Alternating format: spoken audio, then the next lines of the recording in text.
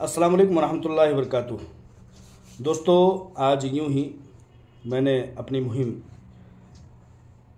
All India महिला empowerment party, जो कि मेरी ज़िंदगी का मकसद और मेरी मुहिम बहुत सारी मुहिम्मात का हिस्सा है, उसके ताल्लुक़ से एक डेटा मेरे सामने मेरे ऐप ने, कुटुंब ऐप ने जब मेरे सामने पेश किया तो मुझे बड़ी मुसर्रत हुई, मुझे बड़ी खुशी हुई।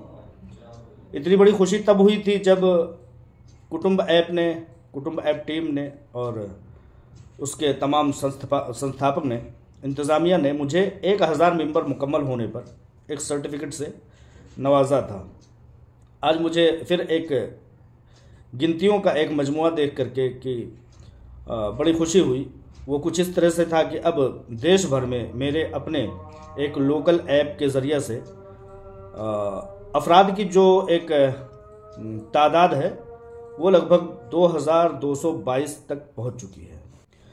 तो इस मुहिम में मैं उन तमाम दोस्तों का शुक्रगुजार हूं जिसने दामे दरमे सुखने कदमे कलमे हर तरह से मेरी मुहिम का हिस्सा बन करके और मेरी काविशों को चार चांद लगाया।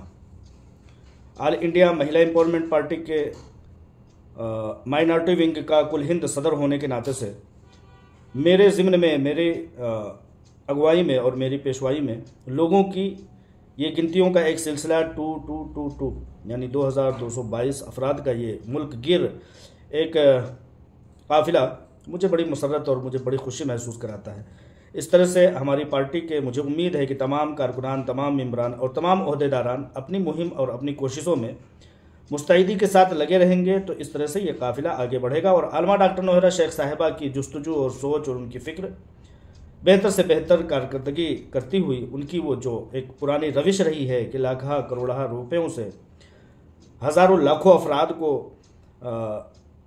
तसल्ली और तशफ़ी और उनके इत्मीनान और उनकी राहत का काम किया करते थे, एक बार फिर से वो उस काम में, मुहिम में शरीककार हो सकेंगे। और हम लोगों की इस कोशिश से, हम लोगों की इस जुस्तजू से ज़रूरतमंदों की एक मतलब खोज हम निकाल करके उन तक पहुंचा सकेंगे कि वाकई में कौन लोग इस चीज़ के मुस्तहिक है कि उनको मदद पहुंचाई जाए।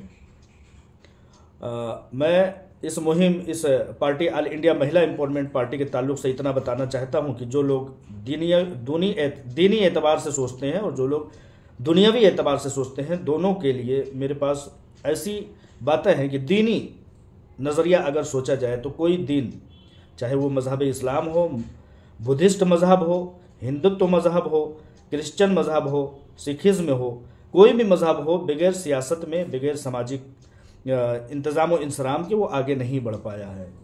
और दीनी एतबार से अगर सोचा जाए तो सियासत दीन का एक हिस्सा है। अल्लामा इकबाल का शेर है कि जलाले पादशाही हो कि जमहूरी तमाशा हो, जुदा हो दीन सियासत से तो रह जाती है चंगेज़ी। कि अगर दीन से सियासत को और सियासत से दीन को अगर हटा देंगे तो जुल्म जबर और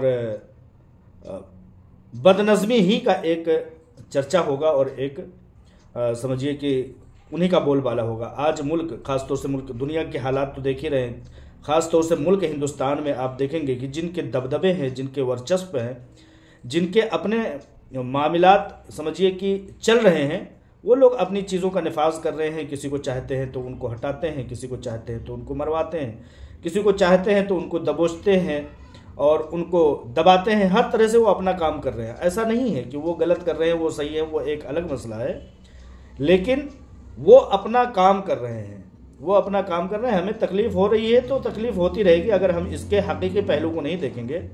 हमें उसके हकीकी पहलू को देखना होगा। हकीकी पहलू ये है कि उन्होंने अपना काम जारी व सारी रखा हुआ है, हमने अपना काम रोका हुआ है। अब हम जितना चाहें चीख लें, चिल्ला लें कि हमारे साथ जुल्म हुआ, उनके साथ जुल्म हुआ, ये नहीं करना था, वो नहीं करना था, तो ऐसा नहीं हो सकता। जो लोग अपनी सियासत में, अपनी निज़ामत में और अपने तमाम तहरीकात में आगे हैं, वो अपनी चीज़ों को फॉलो कर रहे हैं, अपनी चीज़ों को नाफिज कर रहे हैं, उस चीज़ों के नफाज में जिसकी ज़रूरत हो रही है उस चीज़ को वो कर रहे हैं। और हम ख़ास तौर से अक़लियती लोग, अक़लियती तबका हिंदुस्तान का, ख़ास तौर से मुसलमान, आज कहते हैं कि बहुत एक छोटी सी मिसाल देते हैं कि हम अपने मोहल्ले के उन मुर्गों की बॉयलर की दुकानों पर पड़े हुए मुर्गों की तरह से हैं कि एक को वो कसाई निकाल करके ज़बह कर देता है, वो थोड़ा सा चीखता चिल्लाता है, जिसको ज़बह किया जाता है। बकिया दूसरे ये सोचते हैं कि मैं तो महफूज हूँ। फिर एक का नंबर आता है, फिर दूसरे का नंबर आता है, इसी तरह से तीसरे का नंबर आता है और शाम तक सारे लोगों का सफाया हो जाता है। तो हम मुसलमान ख़ासतौर से हिंदुस्तान के वो लोग हैं जिनकी मिसाल बॉयलर मुर्गों की तरह है कि एक एक करके इनका सफाया कर दिया जाएगा, वो सिर्फ कुड़ करके उसी में रह जाएंगे और उनका कभी कुछ नहीं हो सकता है। लिहाजा लोग अपनी चीज़ों का नफाज कर रहे हैं, किसी को रास्ते से हटा रहे हैं, किसी को रास्ते में ला रहे हैं, किसी को कुछ भी कर रहे हैं, किसी को ओहदे दे रहे हैं, किसी को ओहदों से हटा रहे हैं। हम उनके सामने कुछ नहीं कर रहे हैं, इसलिए हमको बुरा लग रहा है। हमको बुरा नहीं लगना चाहिए, क्योंकि जो उस जगह पर होगा वो अपनी चीज़ों का नफाज करेगा ही करेगा। कुल मिलाकर के मेरे कहने की, मेरी खुशी का आज ये सबब है, वजह है कि अल्हम्दुलिल्लाह मेरे एक हिंदसे ने एक मुझे आज इस चीज़ की खुशी मुहैया कराई है कि मैं आप लोगों के सामने हूँ। आप लोगों से इस बात की गुजारिश ले करके मैं नेक तमन्नाएँ देता हूँ और नेक ख्वाहिशात रखता हूँ कि एक इंसान अगर ज़िंदा है तो उसे इंसानियत के ज़ुमरे में ज़िंदा रहना चाहिए, वरना सिर्फ़ और सिर्फ अगर अपने बाल बच्चों, अपने कुंबा कबीले, अपने परिवार के लिए सिर्फ ज़िंदा रहना है तो उन चौलापायों में, उन जानवरों में और उन बेहिस लोगों में कोई फ़र्क नहीं है जो सिर्फ़ और सिर्फ अपने के लिए जीते हैं। इंसान पैदा इसलिए किया गया है कि वो अपने साथ साथ औरों के लिए भी जिए। इंसानों में और चौपायों और जानवरों में फ़र्क यही है कि चौपाए और जानवर सिर्फ अपने लिए जीते हैं, इंसान वही है जो दूसरों के लिए जीता है। लिहाजा हम खुद भी बेदार हों, अपनी कौम को भी बेदार करें, मुल्क में हुब्बुल वतनी और मोहब्बत का पैगाम पहुँचाएँ, भाईचारा को नाफिज करें। इन चीज़ों के पैगाम के साथ ऑल इंडिया महिला एम्पावरमेंट पार्टी का पूरा प्लेटफार्म आप तमाम लोगों के लिए खुला हुआ है। आइए अपनी सोच को यहाँ से नाफिज कीजिए, अपनी अच्छी सोच को फैलाइए और आलमा डॉक्टर नौहरा शेख साहिबा की तमाम कद्दो काविश को मुल्क गिर पैमाने पर तशहीर देते हुए अपनी भी एक भूमिका अदा कीजिए, अपने वजूद का कम से कम एक सबूत दीजिए। मेरा ऐसा मानना है कि आप लोग अगर 24 घंटे में चंद एक मिनट कौम के लिए भी निकालते हैं, निगेटिव होने से कोई फ़ायदा नहीं। बस आप ये समझ लीजिए कि अगर उस जगह पर हम होते तो क्या कर रहे होते।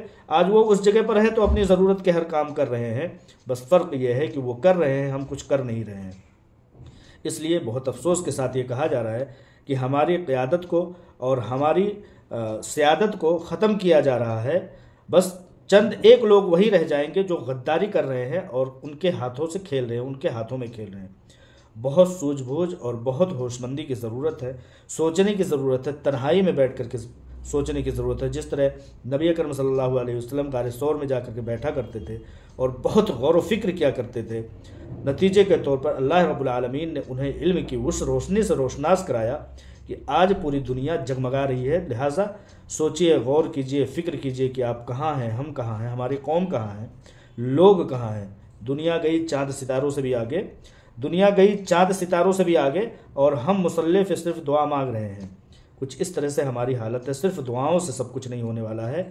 अगर सिर्फ दुआओं से सब कुछ होता तो नबी अकरम सल्लल्लाहु अलैहि वसल्लम को जंग बदर में जाने की ज़रूरत ना पड़ती। लिहाजा दुआओं का भी इस्तेमाल कीजिए, दुआओं से बाहर निकल करके इक़दामात के भी आप लोग नाखुन लीजिए। इंशाअल्लाह ताला तब्दीली आएगी। अफसोस की दुनिया से निकल करके कुछ अमल पर हम लोग उतर आएंगे तो हमारे वजूद के साथ साथ हमारी बिसात भी होगी इंशाअल्लाह ताला। अस्सलामु अलैकुम रहमतुल्लाहि व बरकातुहू।